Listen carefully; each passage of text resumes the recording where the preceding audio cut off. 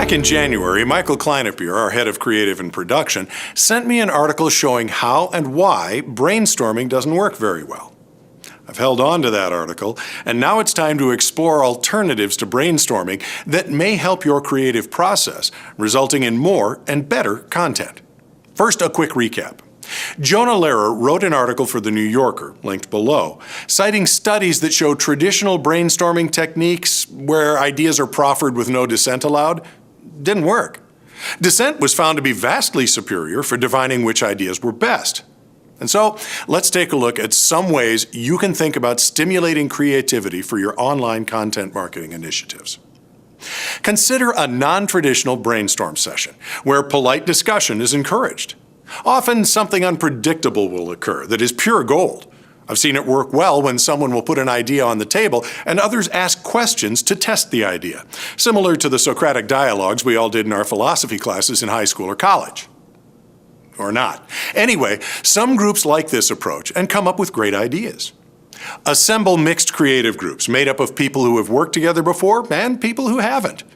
The addition of new faces and ideas can stimulate new thinking without the awkwardness of a group of strangers staring at each other for half an hour before getting to work. Make sure your creatives have the opportunity for chance encounters on a regular basis. Steve Jobs famously put the only bathrooms at Pixar in the atrium so that coders and writers would naturally bump into each other and talk about their projects. Also, proximity helps facilitate creative collaboration. Consider giving your creatives spaces close enough to each other to foster drop-in creative sessions. For that matter, allow for free expression within your team's workspace. Allow your creatives to shape their environment to suit their tastes. Worked pretty well for the folks who inhabited Building 20 at MIT.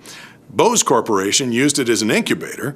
The first video game was created there, and the ever-popular More. Bring the group together and give them a task. Discuss it for a short time, then send the individuals away to work on it alone or in small groups of their choosing.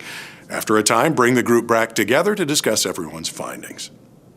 When writing, try taking the first idea that comes to mind and throwing it away. See, this idea is likely to be the same as everyone else's first ideas. Sometimes it's good to throw away ideas 2 and 3 as well. By the time you've limited yourself to ideas 4 or 5, you're really starting to get into new territory. See where it takes you. If it's not very good, you've still got 3 or 4 others to play with. Thanks for watching. If you like what we're doing here, be sure to share it with your friends. I'd be very interested to hear your solutions for group creativity. Just leave a note or a comment on the blog or drop a line to the address on the screen. Now get out and do something.